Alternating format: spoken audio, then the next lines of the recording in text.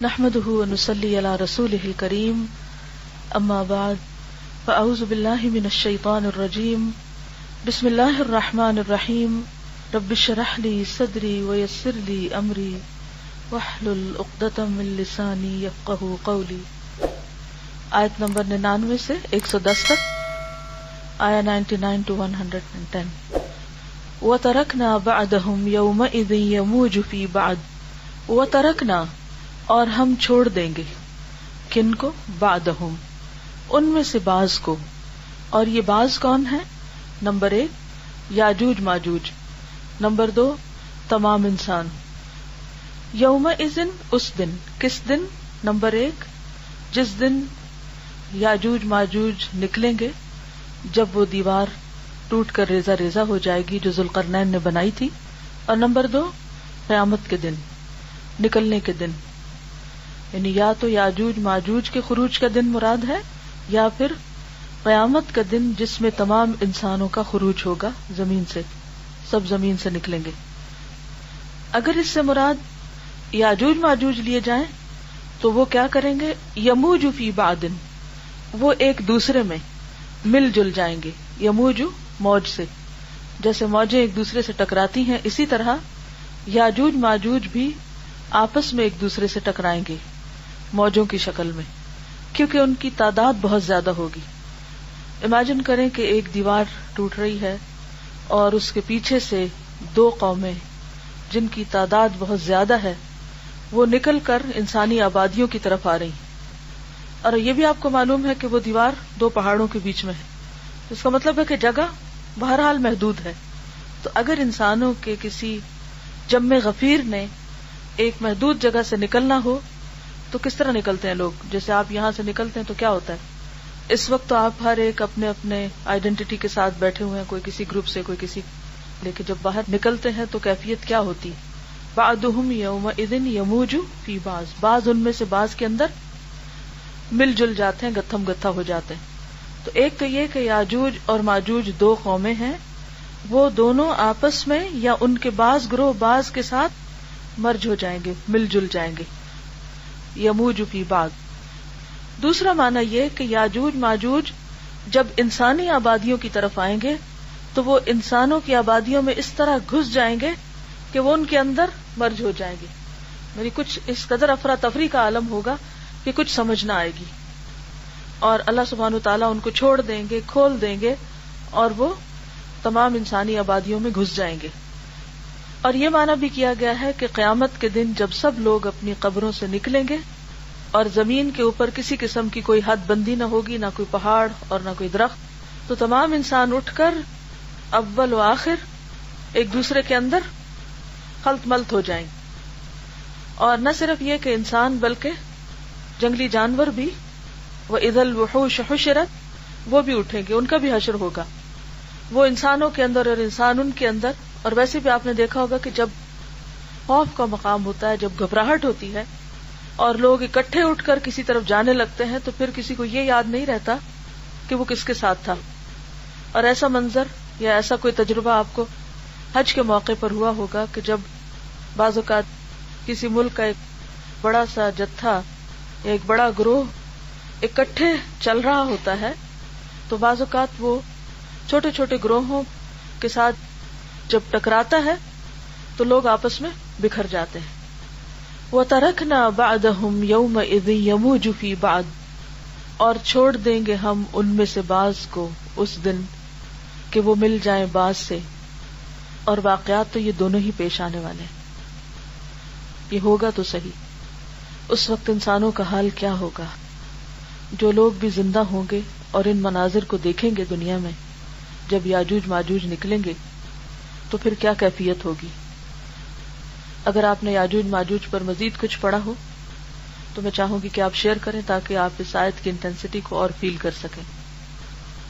جو بھی شیئر کریں مستند بات ہو، صحیح حدیث ہو، لوگوں کی باتیں اور لوگوں کی تعویلیں نہیں چاہیے.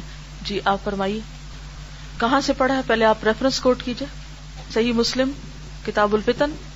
جو یہ پڑھ رہی ہیں اگر اس کے علاوہ کسی اور کے پاس کچھ ہو، کیا پڑھا آپ نے؟ یہ حدیث ہے صحیح مسلم کتاب الفتن، باب ذکر الدجال، نمبر 2937. سیدنا نواس بن سمان سے روایت ہے کہ رسول اللہ صلی اللہ علیہ وآلہ وسلم نے فرمایا، صلی اللہ علیہ وسلم، صلی اللہ نہیں کہتے، صلی اللہ علیہ وسلم، صلی اللہ علیہ وسلم نے فرمایا، اللہ تعالیٰ سیدنا عیسیٰ علیہ السلام پر وحی بھیجے گا، میں نے اپنے ایسے بندے نکالے ہیں کہ ان سے لڑنے کی کسی میں طاقت نہیں، لہذا آپ میرے مسلمان بندوں کو کوہ طور کی پناہ میں لے جائیں۔ اس کے بعد اللہ تعالیٰ یاجوج ماجوج کو نکالے گا تو وہ ہر اونچائی سے بھاگیں گے۔ ان کا پہلا حصہ جب بحیرہ تبریہ پر پہنچے گا تو جتنا پانی اس میں ہوگا سارا پی جائیں گے، پھر ان کے بعد والے آئیں گے تو کہیں گے کبھی اس میں پانی موجود تھا، پھر آگے چلیں گے یہاں تک کہ اس پہاڑ تک پہنچ جائیں گے جہاں درختوں کی کثرت ہے، اور کہیں گے ہم نے زمین والوں کو تو قتل کر دیا، آؤ اب آسمان والوں کو بھی قتل کر دیں۔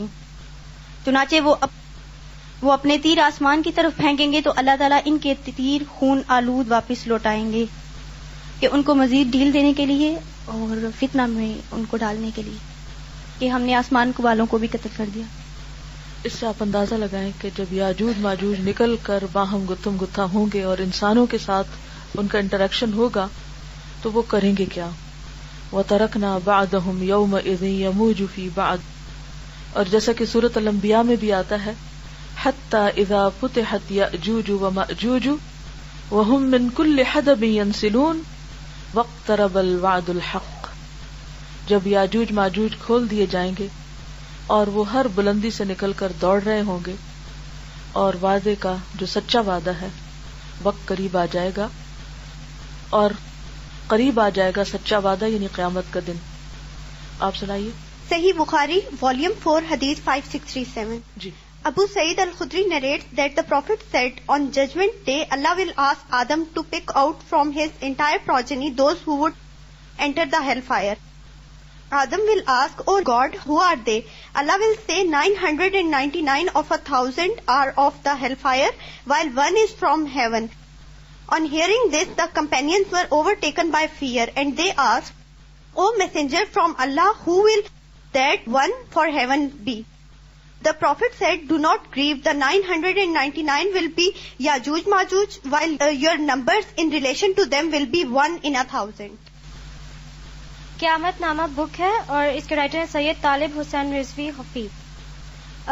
یہاں سے میں نے انفارمیشن لی تھی کہ جب حضرت عیسیٰ کوہ طور کے قلعہ جو آج کل موجود ہے وہاں پر ہوں گے اور وہ جنگ کا سامان مہیا کر رہے ہوں گے اپنے ساتھیوں کو، تب یاجوج ماجوج کا نزول ہوگا، اور وہ یافس بن نوح کی اولاد میں سے ہیں، اور بلاد شمال مشرق وہ اس جانب ہیں، وہاں پہ وہ جو بلیک سی ہے وہاں پہ ہیں وہ، اور وہ جب وہ مر جائیں گے اور اس کے بعد جو 40 دن تک جو بارش ہوگی اس کے بعد صرف ایمان والے رہ جائیں گے، اور لوگوں کے اندر سب کفر وغیرہ سب ختم ہو جائے گا، اور صرف جو نیک لوگ ہیں وہ باقی رہیں گے، اور یہ لوگ ظلم کریں گے، قتل کریں گے اور عذاب کریں گے، اور پھر وہ سب کو مار دیں گے۔ یعنی بنیادی طور پر یہی ہے کہ یموج فی بعض، یعنی نکل کر اپنی جگہوں سے اس دیوار کے پیچھے سے نکل کر لوگوں کی آبادیوں میں گھس جائیں گے، ان کے مال اور جانوں کو تباہ و برباد کریں گے۔ حضرت ابن حدملہ کہتے ہیں رسول اللہ صلی اللہ علیہ وآلہ وسلم نے خطبہ میں ارشاد فرمایا، تم لوگ کہہ رہے ہو کہ اب دشمن نہیں رہا، حالانکہ تم لوگ ہمیشہ اپنے دشمنوں سے جہاد کرتے رہو گے، حتیٰ کہ یاجوج ماجوج نکل آئیں گے، چوڑے چہروں والے، چھوٹی آنکھوں والے اور سرخی مائل سیاہ بالوں والے، ہر بلندی سے دوڑتے ہوئے آئیں گے، ان کے چہرے چمڑا بھری ڈھال جیسے موٹے ہوں۔ اسے تبدی اور احمد نے روایت کیا ہے، اور یہ علامات قیامت کا بیان سے ہے۔ اس کے علاوہ کوئی انفارمیشن آپ کے پاس؟ اپنا ریفرنس کوٹ کیجیے پہلے۔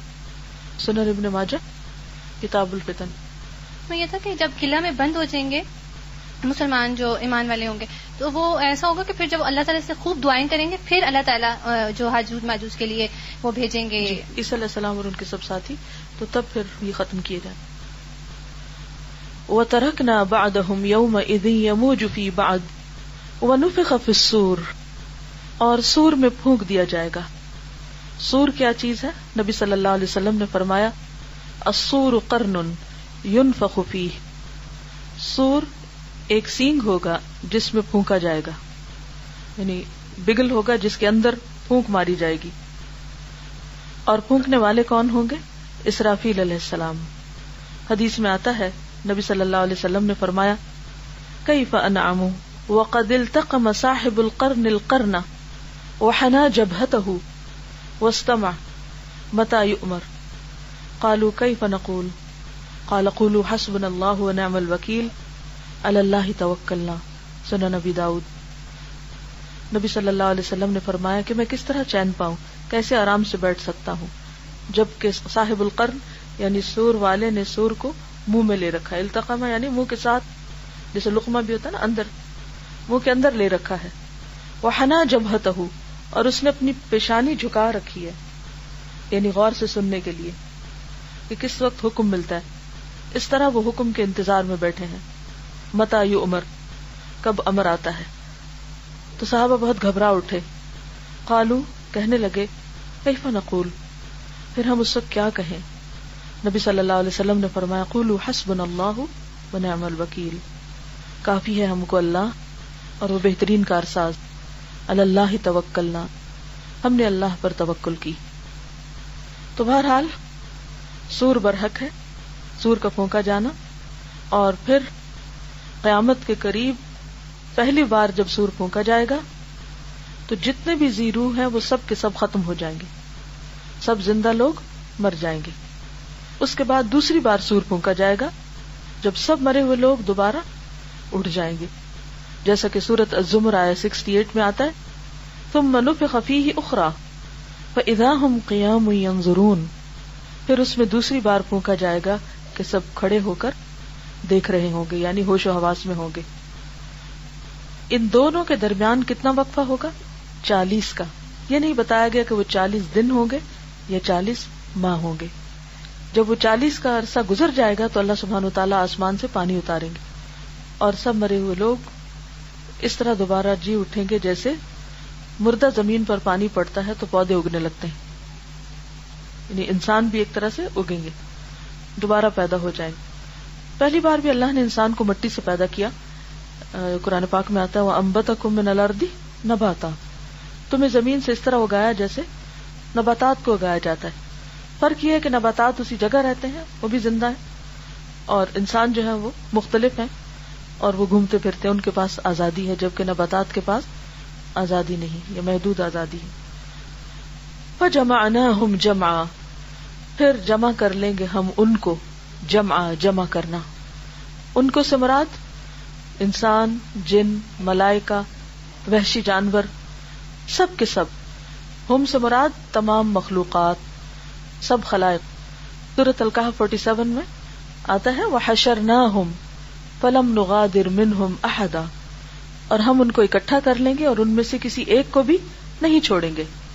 سورۃ الواقعہ میں آتا ہے قل ان الاولین والآخرین لمجموعون الی میقات یوم معلوم, کہہ دیجئے کہ اول و آخر سب جمع کیے جانے والے ہیں ایک ایسے دن جس کی مدت, جس کا وقت معلوم ہے. اور جب قیامت کے دن سب اٹھیں گے تو پھر کیا ہوگا, یعنی زمین برابر ہو جائے گی اور تمام انسانوں کا ہجوم سمندر کی موجوں کی طرح باہم ٹکرا رہا ہوگا. فجمعناہم جمعا,